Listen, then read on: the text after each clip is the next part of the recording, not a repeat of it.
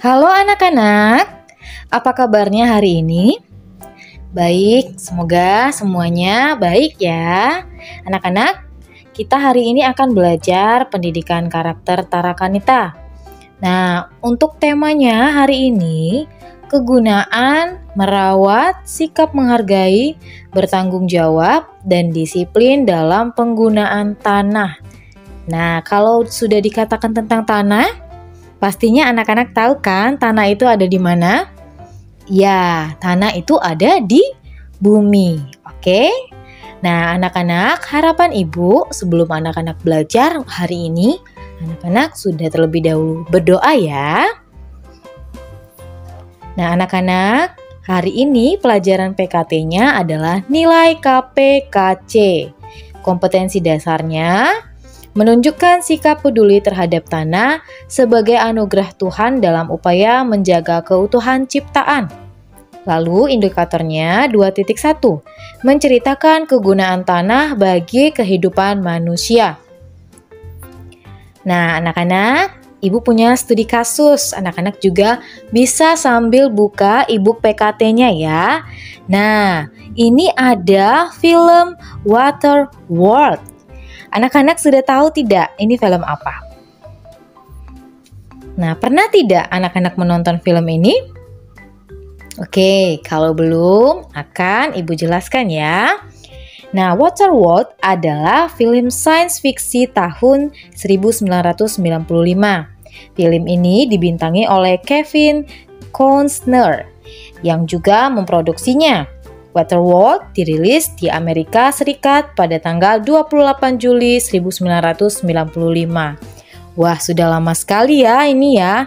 Tentunya anak-anak belum lahir tahun segini. Ya. Nah, ini adalah filmnya. Nanti film ini akan ibu kirimkan linknya ke anak-anak. Silakan anak-anak nanti tonton ya film ini ya. Dan PowerPoint ini juga akan ibu kirimkan ke anak-anak. Dan anak-anak juga bisa menontonnya kalau anak-anak tidak bisa membuka YouTube. Nah, oke anak-anak, nanti silakan tonton terlebih dahulu ya filmnya. Ini di YouTube ini ibu tidak putarkan filmnya karena durasinya cukup panjang ya. Oke anak-anak, ibu lanjutkan ya. Nah, film ini menceritakan masa depan ketika es di kutub utara dan selatan mencair. Keadaan tersebut mengakibatkan permukaan laut menutupi daratan. Bumi saat itu hampir seluruh permukaannya tertutup oleh air. Manusia yang selamat dari bencana tersebut telah melupakan masa lalunya.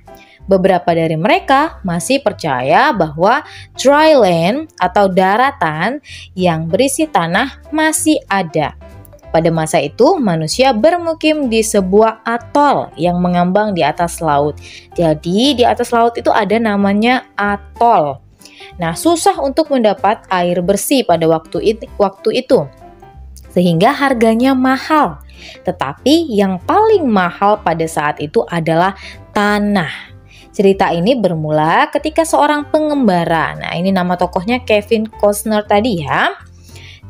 Dirinya menukar tanah yang didapatnya untuk mendapat sejumlah uang. Jadi dia punya tanah. Tetapi tanah ini dia jual untuk mendapatkan uang.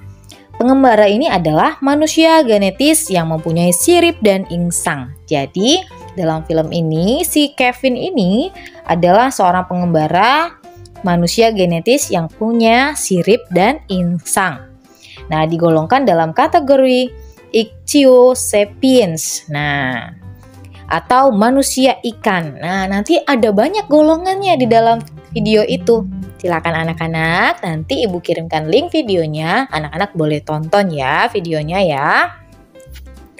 Nah, kemudian setelah anak-anak menonton nanti ibu sudah rangkum apa yang anak-anak dapat pelajari dari film Waterworld. Nah, yang pertama, bumi harus kita jaga. Yang kedua, daratan sangat mahal harganya. Yang ketiga, meningkatkan efek rumah kaca akibat emisi karbon. Meningkatnya efek rumah kaca akibat emisi karbon membuat bumi makin panas dan es di kutub mencair. Lalu yang keempat, sebagai warga bumi yang baik, kita harus menggunakan energi yang ramah lingkungan. Nah, ini adalah kesimpulan yang Ibu pelajari dari film Waterworld. Nah, nanti Ibu akan berikan anak-anak penugasan. Anak-anak silakan cari apa lagi yang harus kita pelajari dari film Waterworld itu ya. Nah, kemudian Ibu akan juga jelaskan tentang peran tanah bagi kehidupan. Ibu akan jelaskan 6 ya. Yang pertama, keperluan hidup bagi tanaman. Jelas, kalau tanah ini adalah tempat bertumbuhnya tanaman. Jadi ini adalah keperluan hidup bagi tanaman. Rumah bagi tanaman itu adalah tanah ya. Lalu yang kedua, tempat hidup berbagai macam organisme. Coba anak-anak ingat, hewan apa yang ada di tanah? Banyak ya. Ada cacing, kemudian ada apa lagi? Nah, ada bakteri. Ternyata di dalam tanah itu juga ada bakteri. Ada yang bakteri yang jahat, ada yang baik untuk tanaman. Lalu yang ketiga, penyedia keperluan manusia. Nah, kira-kira apa penyedia keperluan manusia ini?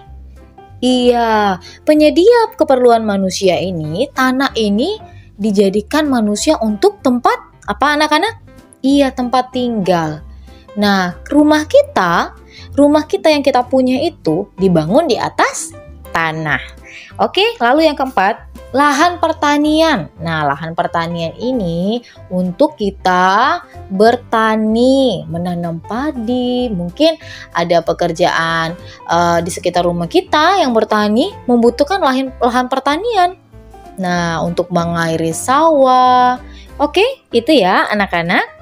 Lalu, pembuatan bahan bangunan. Nah, contohnya mungkin di tanah ini ada untuk bahan-bahan bangunan.